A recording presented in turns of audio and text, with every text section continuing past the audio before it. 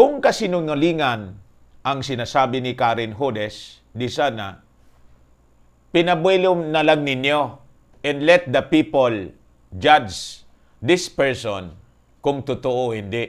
Madali naman ma-check eh. Kayo talaga? Kailangan kayo talaga ang mag-fact check.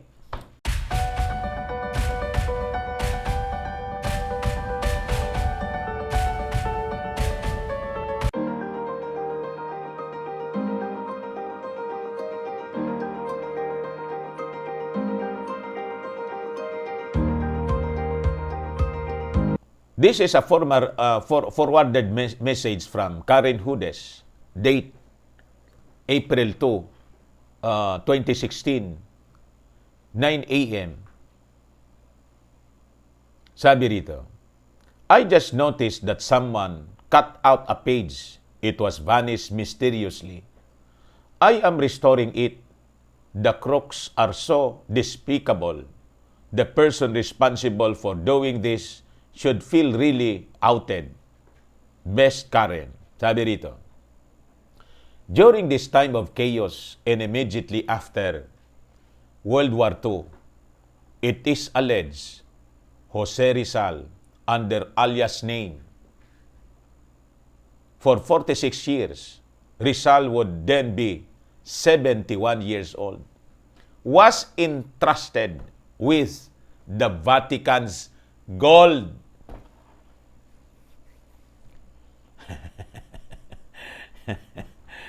You see? So, meaning, mga kababayan, ang sinasabi rito, it could be, yung nangyari po, mga kababayan, na firing squad na ginawa ng mga praile. Praile po ang nag-udyok noon doon sa mga gwardiya sibil. Sabi ko sa inyo, kala ninyo yung inudyukan po could be a stage. That's the reason why, mga kababayan, the possibility that Dr. Jose Rizal hindi man talaga siya po namatay dito sa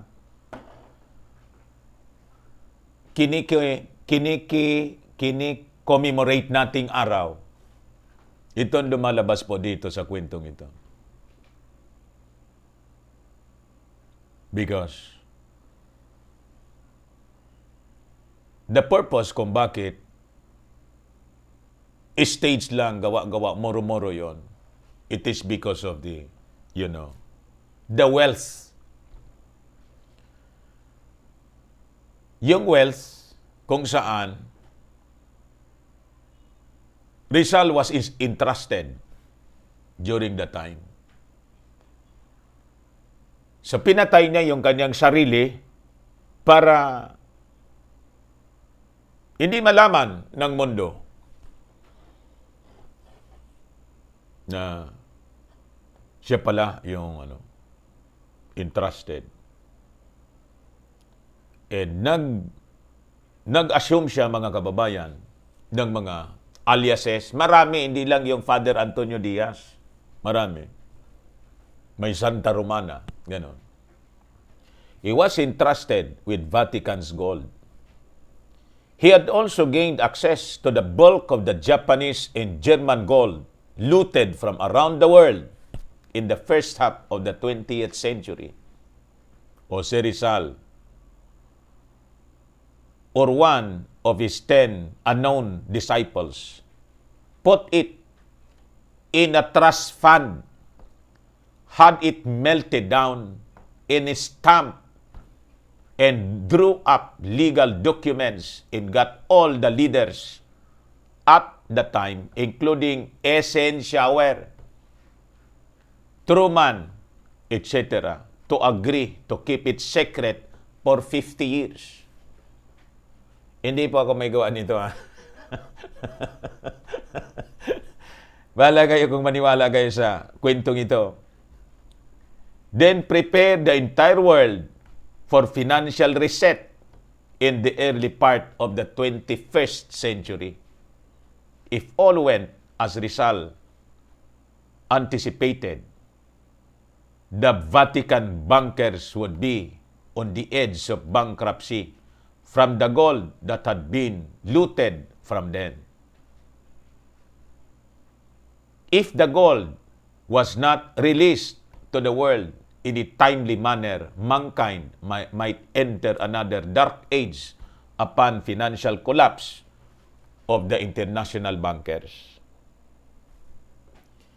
It was understandable the how and why Dr. Jose Rizal was a devotee of Jesus Christ, but what was the attraction to Prometheus that caught his attention upon leaving the Philippines? Sabi po ni Coates, Karen, I know, is very familiar with Dr. Rizal's famous sculptures to the right. The triumph of science over death, and the Prometheus bound. In many biographies, it was mentioned Dr. Jose Rizal was a polymath. A polymath is defined as a person whose expertise spans in a significant number of different subjects areas, such as person known to draw on complex bodies of knowledge to solve specific problems. Sincerely, Michael Bracky.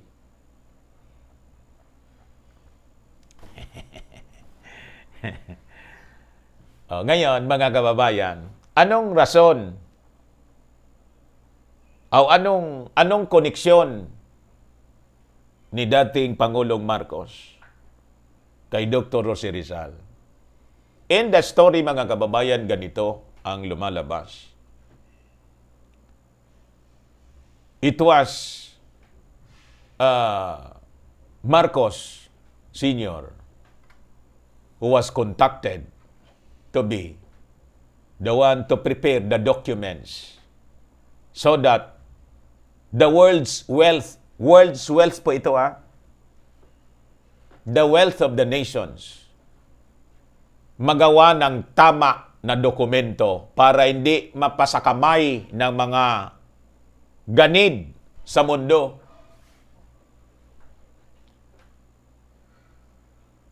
Si Marcos na napakatalinong abogado, hindi pa siya noon, mga kababayan, presidente. The young Marcos was stopped by Father Antonio Diaz. Si Father Antonio Diaz, the same Dr. Jose Rizal, nagtago lang siya sa pangalan Father Antonio Diaz. And because of what Marcos did, binigyan siya ng yung bayad sa kanya 198,000 tons of gold. Now you understand kung bakit napakarami ang yaman ng mga Marcoses.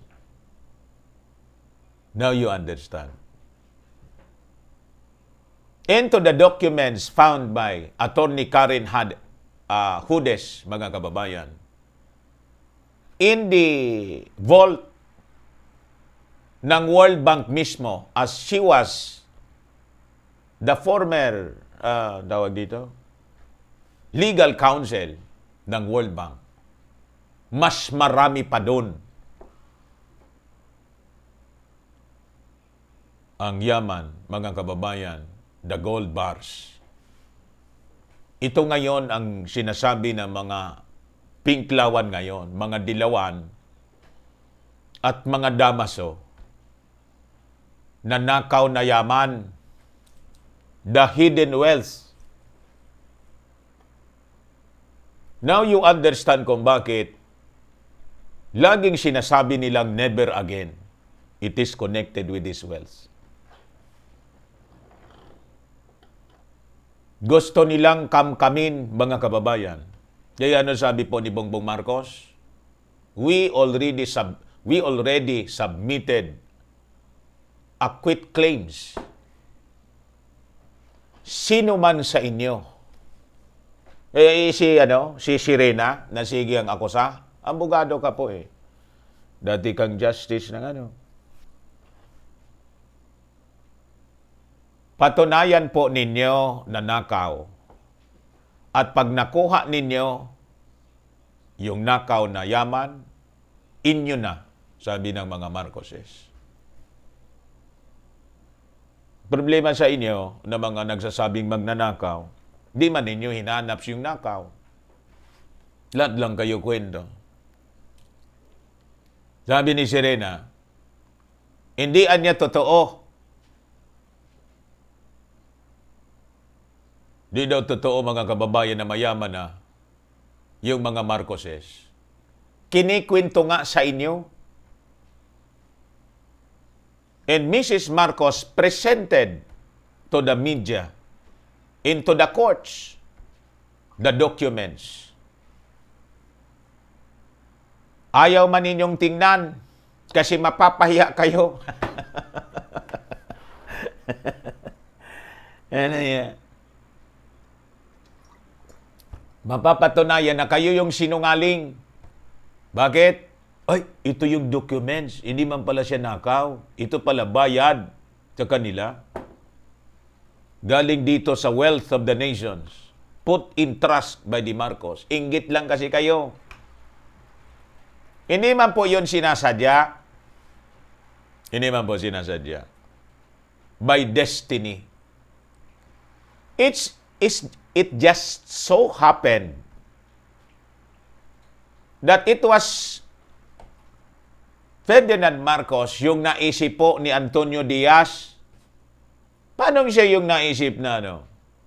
Nang sabi, si Dr. Jose Rizal Payalo na nagtago sa pangalang, hindi man siya napatay. You see? Kaya kayo habol ng habol nang hindi sa inyo. And that's the reason why, mga kababayan, all the so-called Swiss banks, hindi nila mapatunayang nakaw. So the more than 1,000 cases, wala silang napatunayan. O ngayon, why is it yung Rappler, mga kababayan, seryoso masyado na magsulat tungkol dito sa yaman ni Marcos? Tingnan ninyo. At kay Dr. Jose Rizal. This was published, mga kababayan, March 19. Hindi pa matagal. 2021. Sabi dito, false. Marcos fact checks. False. Ferdinand Marcos, Jose Rizal, established World Bank. Hindi daw totoo. Sabi ko nga, ba't hindi ninyo po interviewin si Karen Hudes? She must be an authority on this subject kasi may document siya. And it was Karen Hudes who said, yung World Bank and IMF, the gold reserve there provided by Marcos.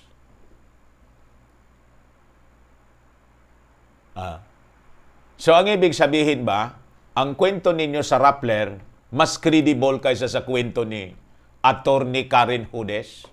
Na hindi man siya Filipino at Jewish lawyer based in America. He has access to the documents in the World Bank. Mas credible kayo? Question again. Why is it lahat haros ng kwento ni Karen Hudes dinidelete ninyo? Ano ang ikinatatakot ng social media? Why you restrict all the time the story of Karen Hudes? Kung kasinungalingan ang sinasabi ni Karen Hudes, di sana pinabuelo na lang ninyo and let the people judge this person kung totoo o hindi. Madali naman ma-check eh. Kayo talaga? Kailangan kayo talaga ang mag-fact check?